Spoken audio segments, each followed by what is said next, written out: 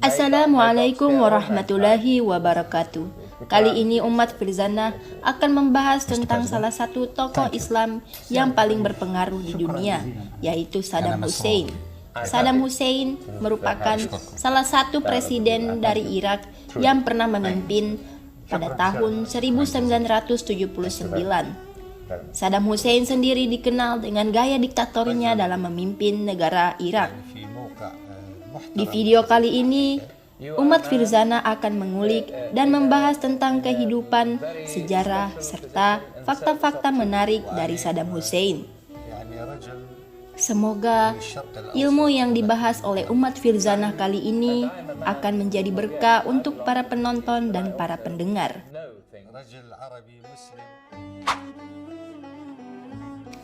Hampir semua orang dewasa di dunia ini mengenal siapa itu Saddam Hussein, sang diktator dari Irak. Presiden ini menjadi tokoh sentral dalam Perang Teluk yang merubah peta perpolitikan dunia. Perbuatan Saddam memang diakui seringkali kejam agar dapat mempertahankan kekuasaannya, tetapi dalam kasus Perang Irak, tidak sedikit yang membelanya. Di mata kalangan barat, sosok pemimpin seperti Saddam Hussein tidak sekedar dipandang sebagai seorang diktator, tetapi sekaligus musuh yang sangat menjijikan. Namun di mata para pendukungnya, mantan presiden Irak itu justru dihormati sebagai pahlawan karena sikapnya yang lantang memerangi Zionis Israel. Pada tahun 1976, Saddam tampil sebagai figur militer paling kuat di angkatan bersenjata Irak. Dia pun dengan cepat beralih menjadi aktor yang memainkan peran penting di tubuh pemerintahan pada masa itu. Pada 1979, Saddam resmi memegang tumpuk kekuasaan di Irak.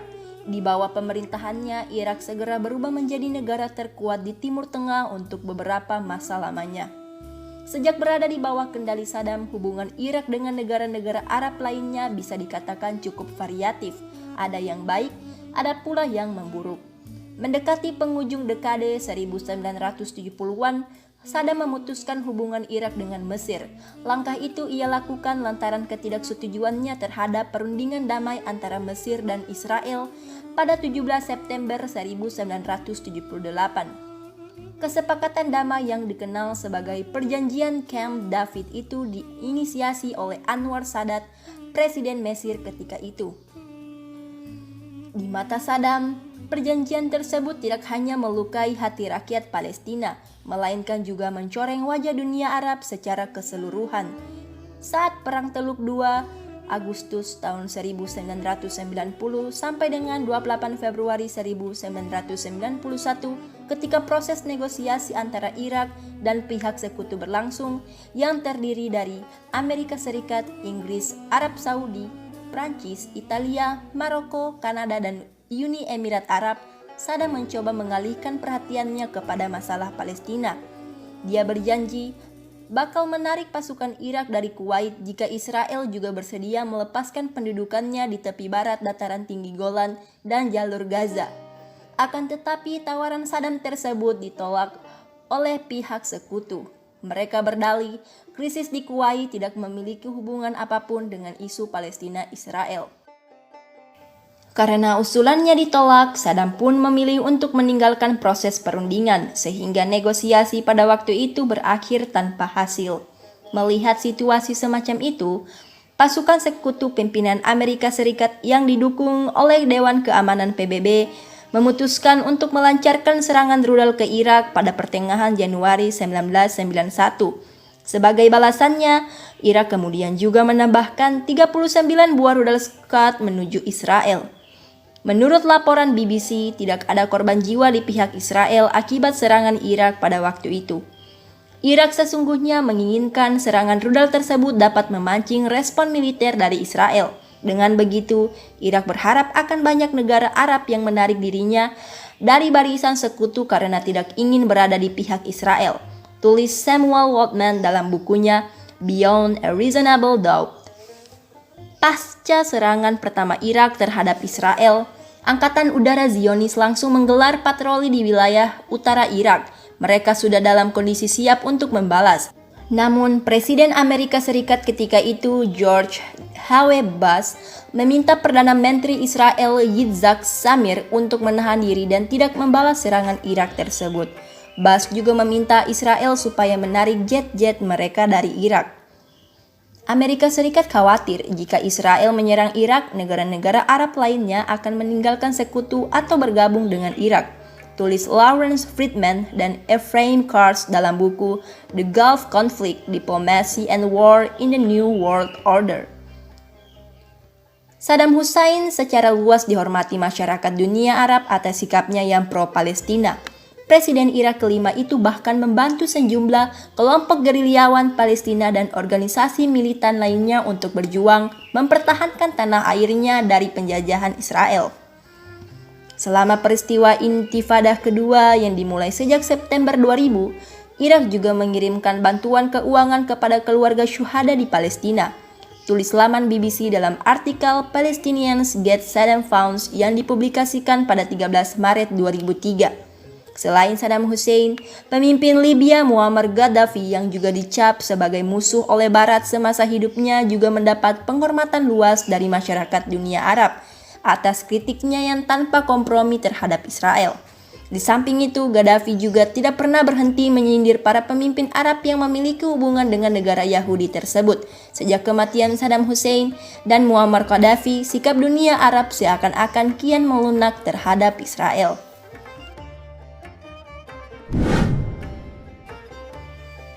Setelah 10 tahun berlalu, lebih tepatnya pada tahun 2001, Amerika dikejutkan dengan serangan ke gedung World Trade Center pada tanggal 11 September. Amerika berang bukan kepalang dan menuduh Irak menjadi dalang dengan mensupport kelompok teroris atas serangan tersebut. Saddam yang tentu menolak, kemudian mempersilahkan penyelidikan internasional atas tuduhan kepada dirinya tersebut. Sejak itu berbagai argumentasi dibangun Barat untuk menempatkan Saddam sebagai orang yang layak untuk ditumbangkan. Beberapa di antaranya ialah Irak memiliki hubungan dengan kelompok teroris yang terbukti membahayakan dunia, yang nyatanya tuduhan ini tidak pernah terbukti. Bahkan CIA sendiri menyatakan tidak ada hubungan antara Saddam dengan kelompok teroris tersebut, termasuk yang meledakkan World Trade Center dengan menabrakkan pesawat yang mereka bajak. Tuduhan lain yang mengemuka saat itu adalah Irak sedang mengembangkan senjata pemusnah massal yang mengancam keamanan dunia. Skenario ini relatif mendapatkan tempat meski tidak diterima dan mengundang banyak pro dan kontra, mengingat fakta-fakta yang dilakukan Saddam sebelumnya. Tahun 2002, Benyamin Netanyahu berbicara di depan Kongres Amerika. Netanyahu meyakinkan mereka bahwa jika Anda menyingkirkan Saddam dan rezim Saddam, saya jamin Anda akan memiliki gema positif yang sangat besar di kawasan. Diksi dari pihak Israel tentu akan sangat berpengaruh bagi Amerika, karena memang Amerika juga sangat berambisi untuk melanggengkan hegemoni di Jazirah Arab yang kaya itu. Di sisi lain, ketika pihak Israel telah mengutarakan maksudnya, bukan perkara mudah bagi Amerika untuk menolak ajakan itu. Kelompok lobi Israel di Amerika sangat berpengaruh. Beberapa sumber menyebutkan kelompok inilah yang sejatinya yang mengendalikan Amerika. Sebut saja misalnya American Israel Public Affairs Committee atau yang disingkat dengan AIPAC. AIPAC dan sejumlah grup lobi Israel lainnya mampu mempengaruhi kebijakan publik Amerika Serikat dengan berbagai cara, sehingga siapapun presiden Amerika tidak bisa lepas dan bahkan berharap dukungan mereka. Dan lebih dari itu, Bush sendiri adalah seorang pengusaha minyak yang tentu saja sangat berkepentingan mengendalikan Timur Tengah. Akhirnya, Kongres Amerika yang membahas tentang tragedi 2001 memberikan persetujuan terhadap Bush untuk mengambil tindakan dan memberi jalan untuk menyerang Irak. Kongres memutuskan setelah melakukan pemungutan suara yang secara mayoritas menyetujui serangan ke Irak. Bush Junior, Presiden Amerika saat itu, tidak serta-merta melakukannya sendiri.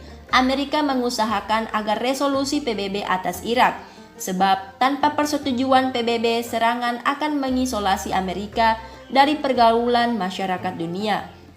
Namun, penyelidikan atas dugaan pengembangan senjata pemusnah massal seperti dituduhkan tidak ditemukan oleh tim inspeksi PBB.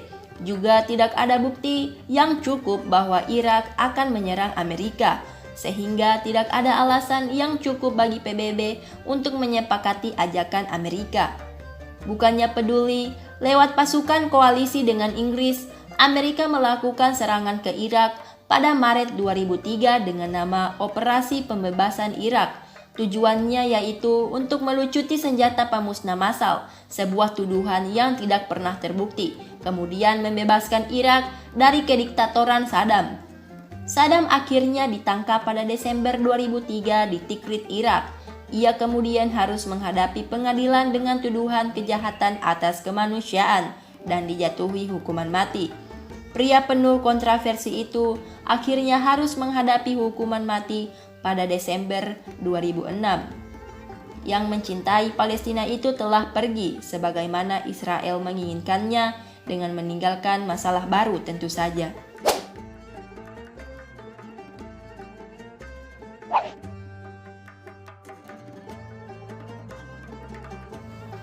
Lahir pada tahun 1937 dari keluarga gembala, Saddam tidak pernah tahu ayahnya siapa yang menghilang 6 bulan sebelum kelahirannya. Ibunya kemudian memberi nama pada bayi kecil itu dengan nama Saddam yang berartikan orang yang melawan, sebuah nama yang sangat cocok dengan kisah hidupnya.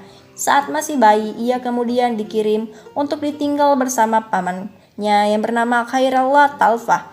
Sang paman ini kemudian menjadi ayah mertuanya dan yang akan sangat mempengaruhi pergerakan politiknya.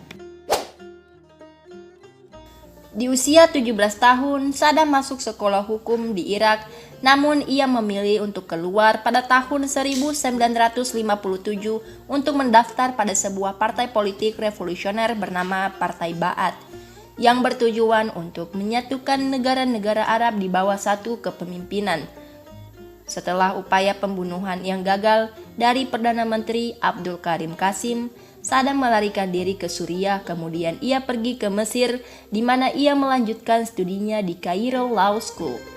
Kemudian pada tahun 1963, ia kembali ke Irak dan dipenjara sebelum melarikan diri pada tahun 1967 dan mencapai gelar sarjana hukum beberapa tahun kemudian. Pada tanggal 7 Oktober 1959, Saddam terpilih sebagai bagian dari pasukan untuk membunuh Perdana Menteri Abdul Karim Qasim. Qasim sendiri meraih kekuasaan di tahun sebelumnya melalui revolusi berdarah di mana raja terakhir dari Irak tewas bersama dengan mantan Perdana Menterinya. Saat pasukan ini menyerang iringan-iringan Qasim, ada dugaan kesalahan oleh Saddam yang menembak sebelum waktunya, membuat seluruh operasi gagal. Qasim lolos dengan luka peluru di lengan dan bahu. Saddam juga terluka namun meninggalkan negeri Irak dan disambut oleh Presiden Mesir. Saddam dijatuhi hukuman mati in absentia oleh pemerintahan Qasim. Meskipun Saddam dituduh banyak melakukan kekejaman terhadap rakyatnya, ia juga mengangkat standar hidup di negara ini secara signifikan. Setelah pihak Partai Ba'ath-nya berhasil merebut kekuasaan pada tahun 1968, Saddam menata ulang kepentingan minyak internasional dan menggunakan basis ekonomi yang solid untuk mengembangkan sekolah gratis dan memberantas buta huruf, memberi subsidi bagi keluarga prajurit, mensubsidi petani, dan meningkatkan kadar kesehatan. Tingkat kesejahteraan seperti ini pernah ada di Timur Tengah sebelumnya. Kerja keras ini membuatnya mendapatkan pengakuan dalam bentuk penghargaan dari United Nations Educational, Scientific and Cultural Organization atau UNESCO.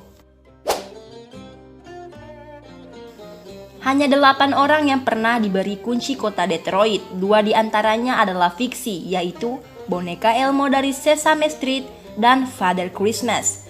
Saddam menerima penghargaan ini dalam sebuah upacara. Penghargaan pada tahun 1980 ini diterima Saddam setelah ia menyumbangkan sejumlah besar uang untuk gereja di kota Detroit. Di tahun 2001, Saddam juga berjanji memberikan 94 juta dolar untuk membantu orang miskin dari Amerika Serikat.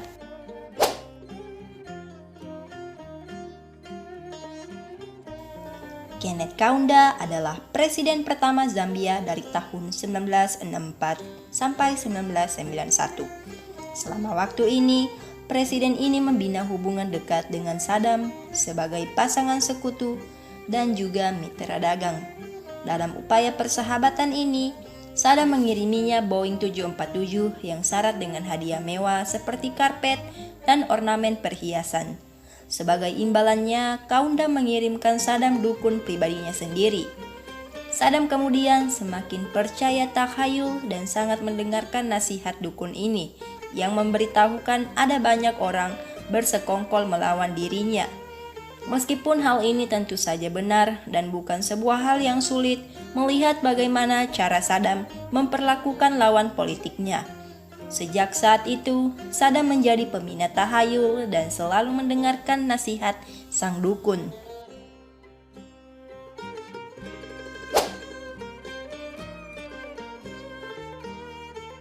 Sebelum Perang Teluk Pertama, Amerika sangat mendukung rezim Hussein di Irak dan bahkan secara aktif membantu menopang diktator itu melalui bantuan keuangan dan persenjataan selama tahun 1980. Ketika Hussein berperang terhadap Iran pada September 1980 hingga Agustus 1988, Amerika Serikat memberinya persenjataan dan bantuan. Yang ironisnya, persenjataan ini yang kemudian digunakan untuk melawan pasukan Amerika Serikat dan sekutu selama Perang Teluk Pertama dan Perang Irak.